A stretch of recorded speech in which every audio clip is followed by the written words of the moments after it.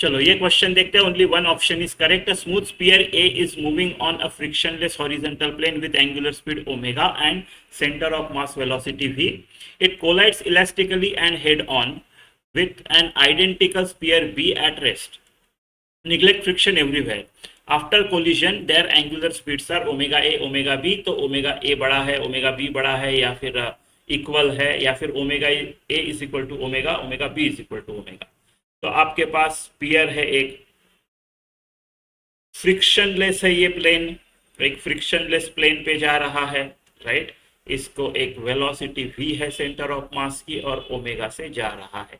अब ये क्या करता है, दूसरा एक स्पीयर है आइडेंटिकल, यानी ये भी स्मूथ स्पीयर है और इसका भी मास वही है, रेडियस वही है, ऐसा इसके साथ ये हिट कर जा रहा है। जब ये यहां पहुंच गया होगा तो हिट कर जा रहा है, राइट। अब देखो कोलिजन जो है इलास्टिक है, हेड ऑन है, राइट।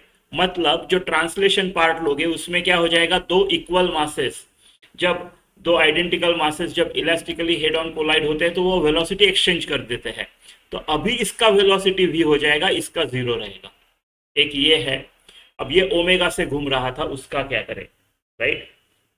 देखो ये स्पीयर्स जो है स्मूथ है, स्मूथ है तो अपना ओमेगा वो ट्रांसफर नहीं करेगा, राइट। जितना ओमेगा है उतना ही रहेगा, यानी ये रेस्ट पे आ गया ट्रांसलेशन वाइज, लेकिन रोटेशन वाइज वो उसी ओमेगा से रोटेट होते रहेगा। क्योंकि इस ओमेगा को, इसको अगर कुछ मिलनी है, दूसरे वाले स्पीयर को अगर कुछ ओमेगा डैश मिलना है, तो उसके लिए टॉर्क लगना जरूरी है अबाउट सेंटर। टॉर्क कैसे लगेगा, जब कोई फोर्स होगा, नीचे तो फ्रिक्शनलेस है और ये भी ये है, राइट। ये भी फ्रिक्शनलेस है, स्मूथ स्पीयर है, तो फ्रिक्शन होता तो फ्रिक्शन का टॉर्क की वजह से घूमता था, या फिर अगर ऊपर नीचे हिट करता था तो होता था। तो ये तो सीधा सेंटर में हिट कर रहा है, तो जो फोर्सेस आदान प्रदान होंगे वो centre say about that point ही जाएंगे, है ना। तो इसको तो ओमेगा मिलने से रहा, इसको ओमेगा मिलने से रहा, तो एंगुलर जो वेलोसिटी है वो एंगुलर मोमेंटम कंजर्व हो गया इसका, राइट। अब इसको एंगुलर मोमेंटम कंजर्व, तो ओमेगा ए को कोई फर्क नहीं पड़ेगा, तो ए का जो है वो ओमेगा ए ही रहेगा, राइट। ट्रांसलेशन में अपना वेलोसिटी दे दिया उसने, खुद रेस्ट पे आ गया, लेकिन एंगुलर वेलोसिटी नहीं दी, वैसा का वैसा है।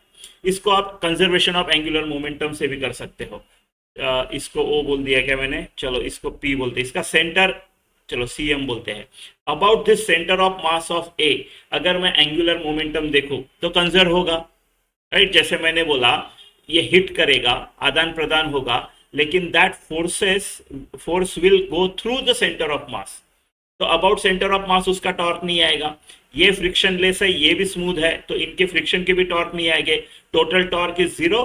मैं इसका एंगुलर मोमेंटम कंजर्व कर सकता हूं, मैं ए का, सिर्फ ए का एंगुलर मोमेंटम कंजर्व कर रहा हूं, तो उसका मोमेंट ऑफ इनर्शिया तो चेंज हुआ नहीं है, तो ओमेगा क्यों चेंज होगा फिर, I omega is equal to I omega, I one omega one is equal to I two omega two, तो I one equal to I two है, सेम है, तो omega one equal to omega two होगा। तो वैसा भी देख सकते हो आप, है ना। या फिर ऐसा भी देख सकते हो कि भाई ट्रांसलेशन में तो वेलोसिटी बदल दी है, राइट, एक्सचेंज कर दी क्योंकि इलास्टिक हेड ऑन था, आइडेंटिकल है, लेकिन इसके लिए टॉर्क नहीं है कोई, है ना। ना ही इसके ऊपर कोई रिटार्डिंग टॉर्क है, ना ही इसके ऊपर कोई एक्सेलरेटिंग टॉर्क है। तो ऑप्शन सी।